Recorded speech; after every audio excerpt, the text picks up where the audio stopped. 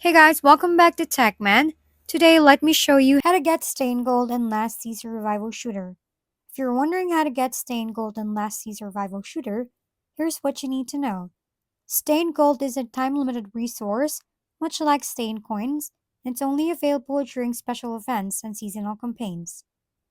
This means you won't find it in normal gameplay, so staying active during these events is the key. To earn it, make sure you log in regularly to catch event triggers, as many challenges and limited time missions will reward you with Stain Gold. You can also gain it by completing event objectives, opening reward chests, or achieving milestone ranks on the leaderboard. Since it's event exclusive, remember to participate consistently whenever a season is live, because once the event ends, your chance to earn Stain Gold disappears too.